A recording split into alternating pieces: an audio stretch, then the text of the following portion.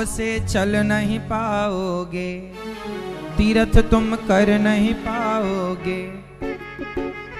तीर्थ करो मस्त जवानी में, बुढ़ापा किसने देखा है।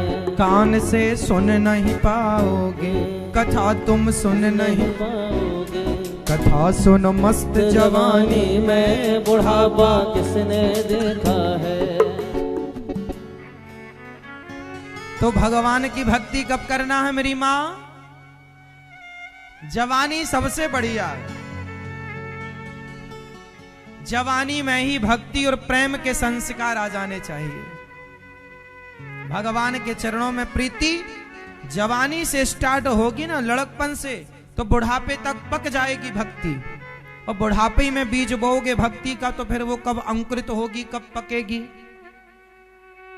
इसलिए भजन करो मस्त जवानी में।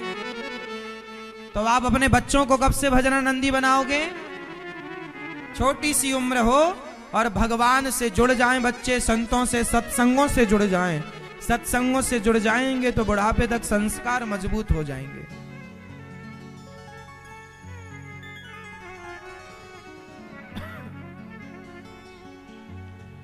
श्री कपिल भगवान ने अपनी मां देवहूति को उपदेश किया, मां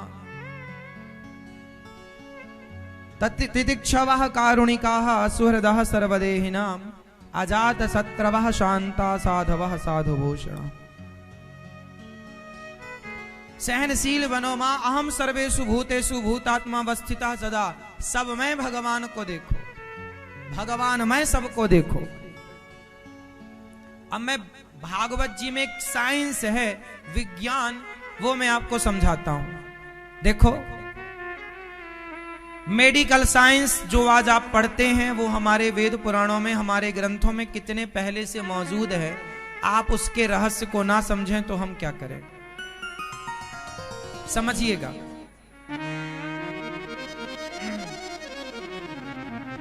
भगवान कपिल देव जी माता देवहूति को एक सुंदर सा उपदेश करते हैं कि बच्चा कहीं मनुष्य को सुख ना संसार में ना मां के पेट में। अच्छा ये बताओ, देखिए हमारे वेद पुराणों में कितना विज्ञान भरा पड़ा है। जो डॉक्टर आज रिसर्च करते हैं ना, वो रिसर्चें ऑलरेडी हमारे ऋषि मुनियों ने करके लिख दिया था। एक छोटी सी रिसर्च मैं आपके सामने रखूंगा। जैसे स्त्रियां जब गर्भवती होती हैं तो पता लगता है कि ये गर्भवती है, तो उसके पेट में बेटा है या बेटी, ये कब पता लगता है कि पेट में लड़का है या लड़की? कितने महीने पर पता लग जाता है? बताओ फास्ट। कितने माह में ये पता लगता है कि पेट में बेटा है या बेटी? डॉक्टर कब बताते हैं? ये चेकअप कब होता है? जब गर्भ 3 महीने का हो। विज्ञान को अभी पता लगा कि जब गर्भ 3 महीने का होता है तो यह पता लगाया जाता है कि लड़का है कि लड़की। अब मैं आपको पूरा क्रम समझाता हूं।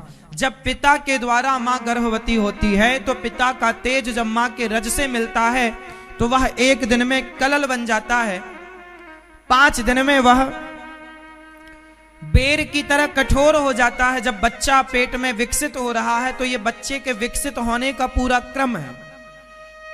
1 महीने में बच्चे का सिर तैयार हो जाता है, छोटा सा। दूसरे माह में बच्चे के हाथ पांव निकल जाते हैं और तीसरा माह लगते ही बच्चे के लिंग के ये लड़का है या लड़की है, स्त्री पुरुष के चिन्ह उत्पन्न हो जाते हैं। ये बात हजारों साल पहले भागवत जी में लिखी है और आज विज्ञान ये बताता है कि तीसरे माह में ही लड़का लड़की का पता लगेगा। ये बात हजारों साल पहले भागवत जी में लिखी जा चुकी है कि तीसरे माह ही स्त्री पुरुष के चिन्ह तैयार होते हैं। चौथा माह लगते ही 7 धातुएं प्रकट हो जाती हैं शरीर में। 5वें महीने लगते ही बच्चे को भूख और प्यास लगने लग जाती है मां के गर्भ में। 6ठे माह लगते ही पूर्व जन्म का स्मरण आ जाता है कि किस पाप से अब फिर ये दोबारा शरीर पाके जा रहा है, कौन सा पुण्य और कौन सा पाप लेकर जा रहा है। 7वां महीना लेकर के वह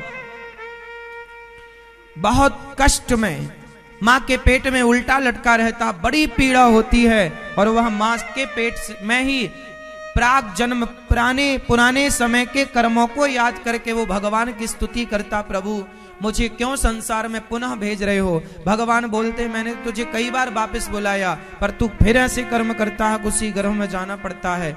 और भगवान की स्तुति करता हुआ वह 9वें महीने में प्रसव की पीड़ा, माँ को प्रसव का वेग, और बच्चा माँ के गर्भ से बाहर आ जाता है। भगवान से वादा करके आता है अब मैं ऐसी गलती नहीं करूंगा कि फिर संसार के चक्कर में पड़ना पड़े, अब मेरा मोक्ष हो, इसलिए मेरा मन प्रभु सदा आपके श्री चरणों में लगा रहे।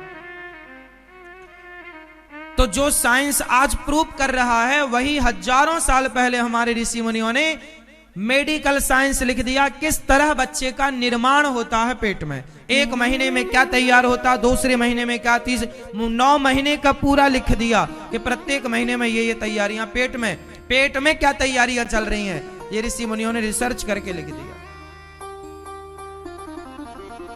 काश हमारे देश के नौजवान दोस्तों, भाइयों ने, बहनों ने यदि ये शास्त्रों को ठीक से समझा होता, इसके रहस्यों को, तो आज दुनिया की सबसे बड़ी टेक्नोलॉजी औरों के पास नहीं, हम भारतीयों के पास होती।